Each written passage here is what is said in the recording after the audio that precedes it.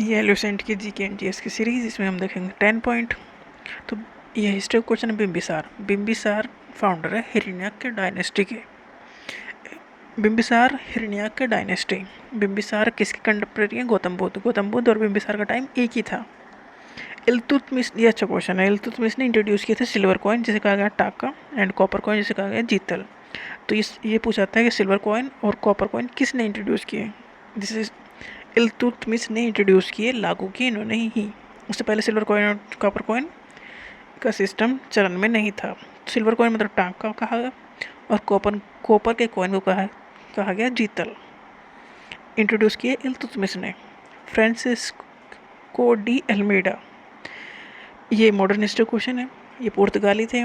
वे पहले गवर्नर थे of Portuguese, first governor of Portuguese जिन्होंने इंट्रोड्यूस किया पॉलिसी ऑफ ब्लू वाटर। तो ये क्वेश्चन पूछ लिया जाता है कि पॉलिसी ऑफ ब्लू वाटर कौन लेके आए?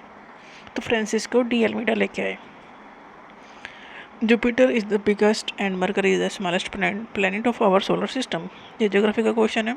बिगेस्ट प्लैनेट है जुपिटर और मरकरी है स्मॉलेस्ट प्लैनेट। मरकरी पहले है, फिर वीनस, फिर अर्थ, थर्ड नंबर पर है अर्थ, फोर्थ नंबर पर है मार्स। ये पूछ लिया जाता है कि कौन से अर्थ सन से कौन से नंबर पर है? तो तीसरे नंबर पर है। पहले मरकरी, फिर वीनस, फिर अर्थ। वीनस को अर्थ का ट्विन भी कहते हैं क्योंकि ये इसके अर्थ के जैसा ही है मास में। तो जुपिटर बिगेस्ट प्लैनेट है और मरकरी है स्मॉलेस्ट प्लैनेट। फंडामेंटल ड्यूटीज, ये है पॉलिटिकल आर्टिकल, पॉलिटिकल क्वेश्चंस। तो फंडामेंटल जो ड्यूटीज हैं वो आर्टिकल 51A में है। आर्टिकल 51 अलग है और 51A अलग है। तो 51 DPSP का पार्ट है और 51A में फंडामेंटल ड्यूटीज़ हैं। तो फंडामेंटल ड्यूटीज़ किस में आर्टिकल में है? 51A में। मोस्ट इंपॉर्टेंट क्वेश्चन है ये। पार्ट 4A है फंडामेंटल ड्यूटीज़ का, और ये ऐड की गई जब कॉन्स्टिट्यूशन लिखा गया था तब फंडामेंटल ड्यूटीज़ नहीं थी। तो ये 1976 में ऐड की गई कॉन्स्टिट्यूशन में। ऐड कैसे करते हैं?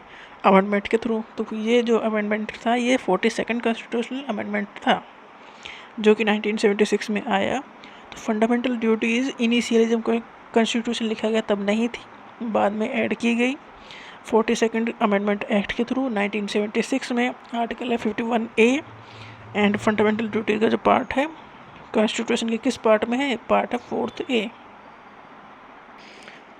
जो 11th फंडामेंटल ड्यूटीज़ है ये बाद में ऐड की गई। इसके बारे इसमें क्या ऐड किया गया? To provide opportunities for education to his child between the age of 6 to 14 year. 6 से 14 साल के बच्चों के लिए कंपलसरी एजुकेशन रखा गया। ये 11th फंडामेंटल ड्यूटीज़ रखी गई। फादर ऑफ ग्रीन रिवोल्यूशन किसे कहते हैं? MS स्वामीनाथन इंडिया में, एंड नॉर्मन बोरलॉग वर्ल्ड में। ग्रीन रिवोल्यूशन, जब अनाज की कमी थी तो उसे बढ़ाने के लिए ग्रीन रिवोल्यूशन लाया गया। तो MS स्वामीनाथन को उसका फादर कहा जाता है इंडिया में, और नॉर्मन बोरलॉग है वर्ल्ड में फादर ऑफ ग्रीन रिवोल्यूशन। ये जनरल साइंस या फिजिक्स का क्वेश्चन है। वेक्टर क्वांटिटीज़ पूछ लिया जाता है कभी कभी कि कौन सी वेक्टर क्वांटिटीज़ है, कौन सी स्केलर है। तो वेक्टर क्वांटिटीज जिसमें दिशा सब समझ में आए, जैसे डिस्प्लेसमेंट है, वेलोसिटी है, एक्सीलरेशन है, फोर्स है, मोमेंटम है। स्केलर क्वांटिटीज में कोई दिशा समझ में नहीं आती, जैसे कि mass, speed, volume, work, time, power, energy. तो ये स्केलर क्वांटिटीज़ हैं, ये रट लेनी है बस। नाइट्रस ऑक्साइड को लाफिंग गैस कहते हैं। ये बायोलॉजी का अच्छा क्वेश्चन है। पूछ लिया जाता है कि लाफिंग गैस कौन सी है, तो वो है नाइट्रस ऑक्साइड N2O।